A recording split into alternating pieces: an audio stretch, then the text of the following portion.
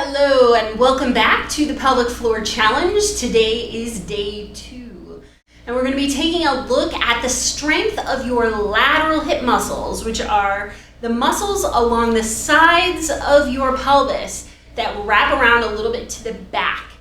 And these guys are really important for stabilizing the pelvis with every step we take. And as a result, they're really relevant and key for what's happening with the pelvic floor. So we're going to start with an exercise called the pelvic list. And I'm just going to have you stand on both feet. I'm going to have you check in and make sure that the outside edges of your feet are straight and that your ankles are matching the width of your pelvis. So a lot of times we tend to stand with our feet more closely together. So I want you to just check in. If you had a line from the front of your pelvis that dropped down to your feet, it should drop through the center of your ankles, ideally. And then from here, we're going to back the pelvis up so that it's stacked over your heels rather than drifting forward over the front of your feet. So we want it backed up, which may mean you need to bring your torso forward.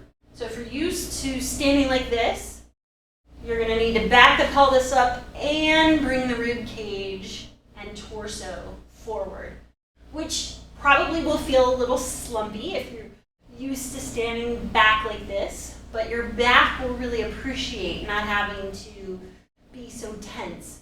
So we're relaxing the front of the ribs down, stacking the torso over the pelvis, stacking the pelvis over the heels. And from here, we're just going to simply shift our weight to the right leg. And I'm going to have you push down through that right hip and the right foot as if you're pushing the floor away. And as you do that, you may feel a little engagement of these muscles that wrap around the sides of your pelvis. And we'll come back to the center and go over to your left leg. Again, pushing down through your left side of your pelvis, down through your left foot, as if you're pushing the floor away with that left leg. And again, you may feel a little engagement, a little tensing in those muscles that wrap around the sides and the back. And we'll come back to both legs again.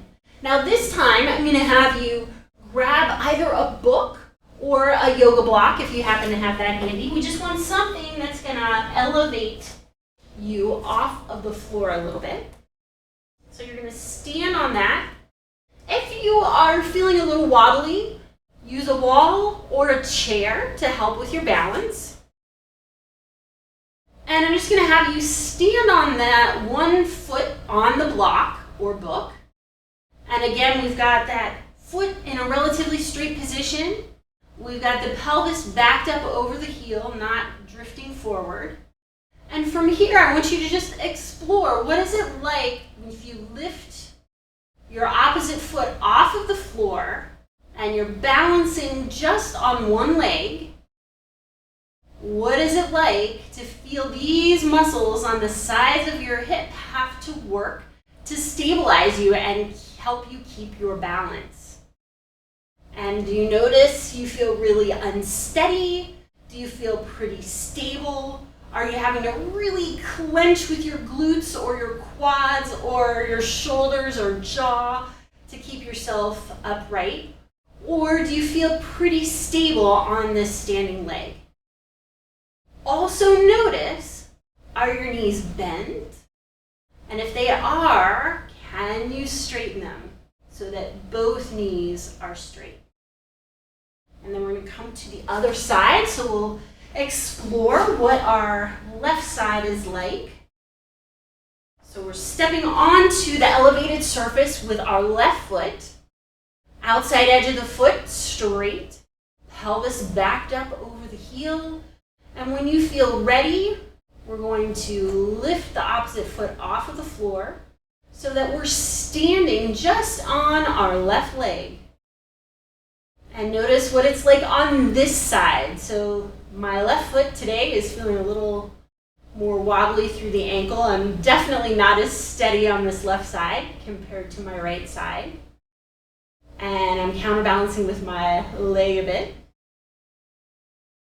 And just notice, can you keep your other leg underneath you, or does it have to be out to the side or out in front of you?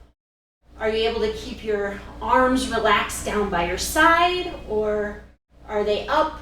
And do you need to hold on to something to keep yourself steady? Now, the next piece of this, we're going to go back to the first side. If you have a wall that you can back yourself up to, let's do that. If not, save it for another time and you can practice this against a wall.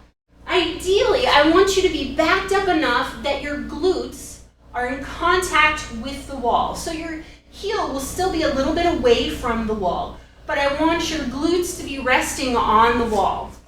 And we're going to step up with the right leg again, back on that first side. Right foot is nice and straight with the outside edge. And we're now backed up against the wall, so we've got a little help with stability and keeping our pelvis backed up.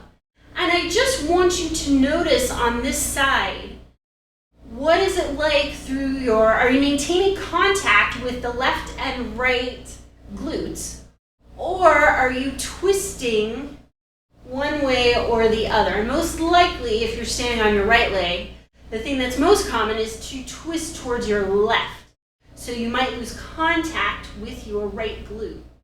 And I want you to see, can you square your pelvis up so you can maintain contact with both your left and right glutes against the wall? And once you have that, I want you to really feel like you're pushing away the floor or the block, whatever you're standing on, and keeping both knees straight, and keeping both left and right glutes in contact with the wall. And we'll come back to the our second side, the left side. Straight outside edge of the foot, pelvis backed up against the wall, left and right glutes both in contact with the wall. And when you feel ready, go ahead and release the opposite foot so that you are standing over that left leg, pushing the floor away, maintaining contact with both your left and right glutes, so that you are eliminating any sneaky twist that's coming into play that prevents you from accessing the muscles that we're trying to strengthen. So when we're weak in an area, it's really common for us to do these sneaky little things that allow us to bypass either what we're trying to stretch or what we're trying to strengthen and recruit other muscles to help out.